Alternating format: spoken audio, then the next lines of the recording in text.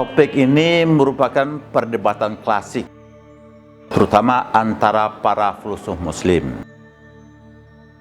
Kalau Al-Farabi, Ibnu Sina, Ibnu Rus itu berpendapat sesungguhnya nanti balasan akhirat itu bukan jasmani kita ini yang akan dibangkit kembali.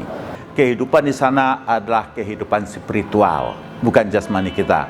Sedangkan Imam Ghazali berpendapat sesungguhnya kebangkitan sana yang akan merasakan senang nanti akan damai adalah jasmani kita fisik ini. Kenapa? Karena dipahami secara tekstual dari ayat-ayat Al-Quran. Di sorga itu nanti ada istri-istri, di sorga itu nanti ada sungai madu, ada kolam susu, ada buah-buahan, ada anak-anak yang dikatakan cenderamata, dan rumah kita itu ada permadani dan segala. Itu digambarkan oleh Allah Subhanahu wa taala. Balasan sorga itu bersifat material. Itu bentuknya.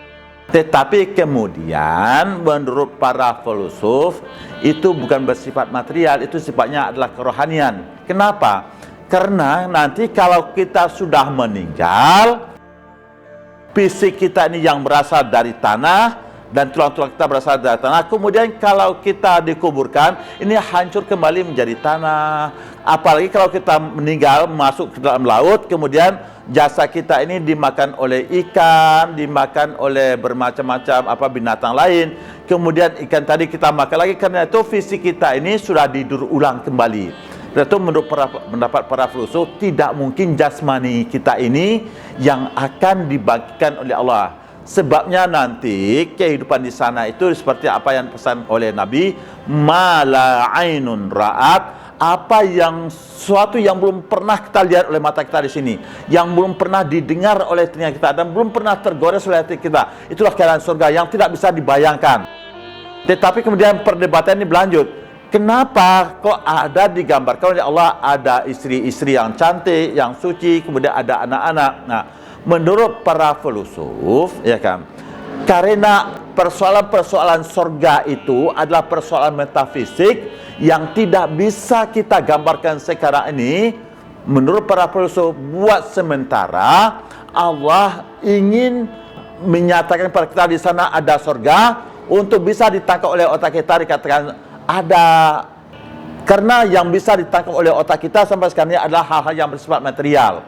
Misalnya begini, kalau kepada anak kecil, maaf ini bahasanya, kalau kepada anak kecil misalnya yang pulang dari TK, kemudian dia bertanya kepada orang tuanya, ibu, bagaimana sih rasanya hubungan seksual itu? Tentu sang ibu sangat sulit menjelaskan pada si anak. Tetapi kemudian si ibu menjelaskan kepada si anak, oh itu rasanya adalah rasa coklat. Kenapa dikatakan oleh si ibu rasa coklat? Karena bahasa makanan yang terenak yang dirasakan oleh si anak adalah coklat.